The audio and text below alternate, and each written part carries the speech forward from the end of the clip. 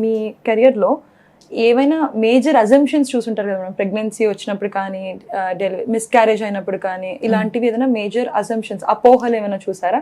At the same అంటే you mean presumptions or assumptions? రెండు, అంటే ఇది అవ్వచ్చు అలా. ఇంకొకటి కొన్ని ఫియర్స్ చూసుంటారు కదా, ఎక్కువ భయపడిపోవడం, అలాంటి common assumptions, presumptions and fears ఏమైనా చెప్పగలరా? ఇది అవుతుంది అని మనం ప్రిడిక్ట్ చేస్తాం ముందే. సో దానికి మనం ప్రొఫైలాక్టిక్ గా ఏంటి మందులు వాడతాము, ఎలాంటి మందులు ముందు నుంచే పెడతాము అన్నది ఇంపార్టెంట్. ఇప్పుడు బీపీ ఉంది, చాలా బీపీ ఉంది అంటే if it is untreated or మనం ట్రీట్మెంట్ రాసిన పేషెంట్ సరిగ్గా మందులు వేసుకోకపోవడం వల్ల ఫ్యూచర్లో ఏమవచ్చు, సడన్గా బీపీ పెరిగి ప్లెసెంటా అన్నది సపరేట్ అయ్యి సడన్గా బేబీ పొట్టలోనే చచ్చిపోయి తీసుకొని వస్తారు. అది నా పేషెంట్స్కి ఇప్పటివరకు ఎప్పుడు జరగలేదు.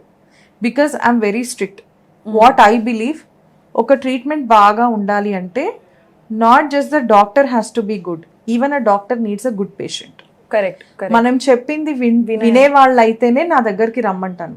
నేను ఒకసారి చూస్తాను, if they are not compliant I will say you can please go and choose another doctor. That is okay. Direct గా చెప్పిస్తాను నేను.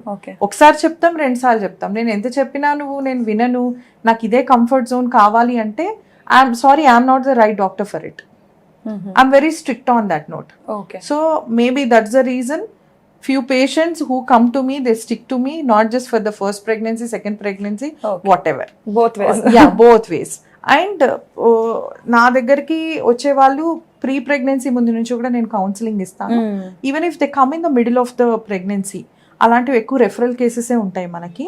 అప్పుడు what best we can do అన్నదే మనం చేస్తాం. మోస్ట్ కామన్ ఇన్ఫెక్షన్స్ కానీ ఏదైనా ఎక్కువగా చూస్తున్న ప్రాబ్లమ్స్ ఏంటి మేడం ప్రెగ్నెన్సీలో? మీరు ఎక్కువగా అంటే ఈకోలై ఇన్ఫెక్షన్స్ చూస్తూ ఉంటాము. ఈకోలై అంటే ఏంటంటే it's a normal bacteria, commensal bacteria మన గట్లో ఉంటుంది. అది గట్లో ఉంటే నార్మల్, కానీ అది యూరిన్ లో వెళ్తే ఇన్ఫెక్షన్. ఓకే. సో ఆ ఈకోలై అన్నది యూరిన్ ఇన్ఫెక్షన్ ఎక్కువగా చూస్తూ ఉంటాము. అది కనుక మనం సరిగ్గా ట్రీట్ చేయలేదు అనుకోండి, it can become asymptomatic bacteria. అంటే ఎటువంటి సిమ్టమ్ లేకుండా మీ మూత్ర సంచిలో బ్యాక్టీరియా అన్నది ఎక్కువగా ఉండి ఆ ఇన్ఫెక్షన్ మీకు యూరినే కాకుండా కిడ్నీస్లోకి వెళ్ళొచ్చు. అండ్ ఆల్సో యుట్రస్ లోపల లేయర్స్కి వెళ్ళి ప్రెగ్నెన్సీలో ఉన్న 2 లేయర్స్ ఉంటాయి పల్సగా, ఆమ్నియాన్, కొరియాన్ అని, దానికి కూడా ఇన్ఫెక్షన్ వస్తుండొచ్చు. తద్వారా ప్రీటర్మ్ డెలివరీస్ అన్నవి అవుతాయి అన్నమాట. And also patient will have lots of white discharge, bacterial vaginosis. E coli చూస్తాము, క్లెప్సియల్లా చూస్తాము, స్టెఫిలోకోకస్ చూస్తాము.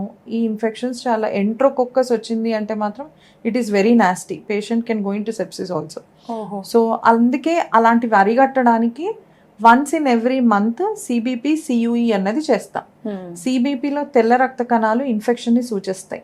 మనకి యూరిన్ లో బ్యాక్టీరియా, పస్సెల్స్ ఇన్ఫెక్షన్స్ సూచిస్తాయి. ఒకవేళ ఈకోలై బ్యాక్టీరియా ఉంది, ల్యూకోసైట్ ఎస్ట్రిస్ పాజిటివ్ ఉంది, పస్సెల్స్ మోర్ దెన్ 5 ఉన్నాయి అంటే it is an indication for urine culture and sensitivity. Urine culture చేసే కన్లో పలానా బ్యాక్టీరియా వచ్చింది, ఇది ఎటువంటి మందులకి సెన్సిటివ్ అన్నది మనం చెక్ చేసుకొని వాళ్ళకి కరెక్ట్ మనం యాంటీబయాటిక్ అన్నది స్టార్ట్ చేయాలి. కొందరికి సమ్ టైమ్స్ 3-4 months కూడా యాంటీబయాటిక్ పెట్టేస్తాం. యూరిన్ ఇన్ఫెక్షన్ అంత రికరెంట్గా ఉంటుంది వాళ్ళకి during pregnancy.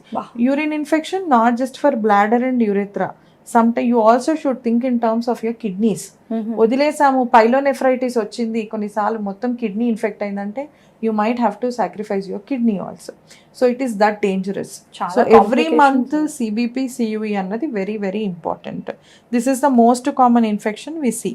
Next is a yeast infection during pregnancy. కొందరికి విపరీతమైన దురద ఉంటుంది. అసలు ఎలా వస్తారంటే పాపం చేసే, madam do something, I want to sleep.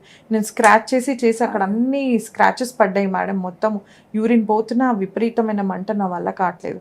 When you examine you get to see చాలా వరకు పెరుగు లాంటి తట్టెడు ఇన్ఫెక్షన్ ఉంటుంది.